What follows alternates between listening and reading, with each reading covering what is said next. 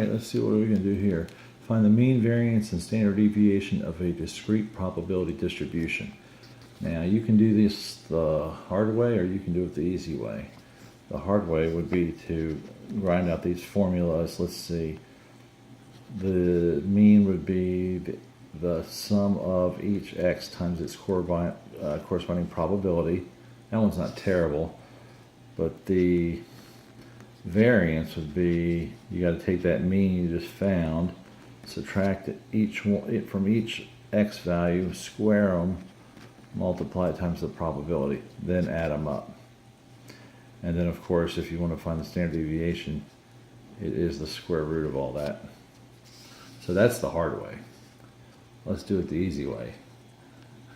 If you just Google finding the mean of a probability distribution calculator, you'll get something like this. This one is at mathportal.org. It works pretty well. I've used it in class.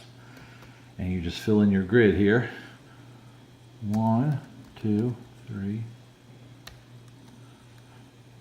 When my statistics teacher was getting his degree, they had to grind everything out by hand even before the calculator. So sure, to him calculators seem lazy, but we should embrace technology, especially it's typically more accurate anyway. So let's see, let's calculate the mean first here. Let's see what we get. Let's get past the junk. Okay, there it is, 17 over 10. So the mean is 17 over 10. Or if you will, 1.7. Let's find our variance. Let's see, I'll just go back here.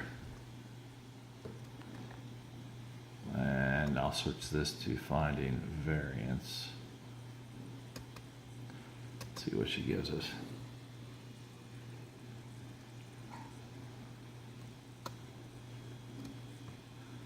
This thing also gives you explanations, which is nice. In case you're inclined to do it by hand. Let's see, 61 over 100.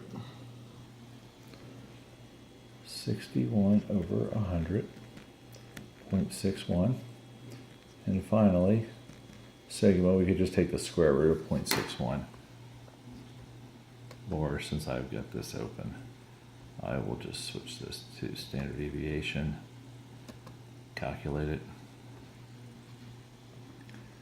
Scroll down and find 0.781.